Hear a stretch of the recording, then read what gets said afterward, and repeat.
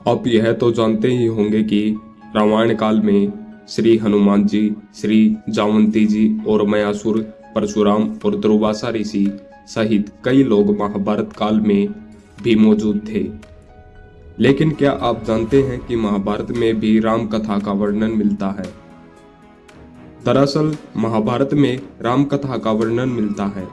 महाभारत की एक घटना के बाद राम कथा का वर्णन मिलता है, जब जयद्रथ के द्वारा द्रौपदी का अपहरण किया जाता है और फिर पांडव द्रौपदी को जयद्रथ से छुड़ाकर जयद्रथ के बाल काट देते हैं।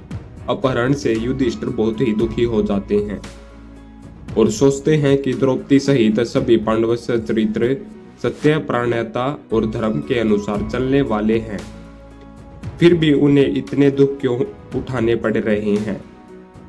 वे दुखी होकर चिरंजीवी ऋषि मार्कंडेय इसका कारण पूछते हैं।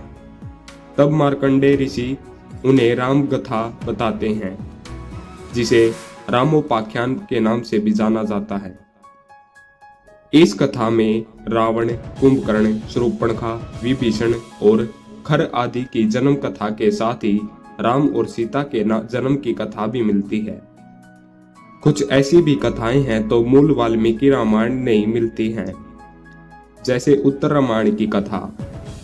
इसके अलावा मार्कंडेय ऋषि अपनी कथा में रावण की माता का नाम पुष्पकृता बताते हैं कि जबकि लोक श्रोताओं और रामायण के अलग अलग उत्तरकांडों के रचयिता ने उसकी मां का नाम कैकसी बताया है, जो राक्षसराज सुमाली की पुत्री है। इस तरह रामोपाख्यान में मथुरा का जिक्र, हनुमान की सुग्रीव से मित्रता, त्रिजटा और अविद्या राक्षस का जिक्र, हनुमान जी की लंका यात्रा, लंका दहन, समुद्र सेतु बनने की कथा, विभीषण का श्री राम की शरण में आना, लंका में राम रावण का युद्ध, लक्ष्मण का मूर्छित होना, सीता माता की अग्नि परीक्षा और श्री राम के राज्याभिषेक का वर्णन वाल्मीकि रामायण से छोड़ा भिन्न मिलता है।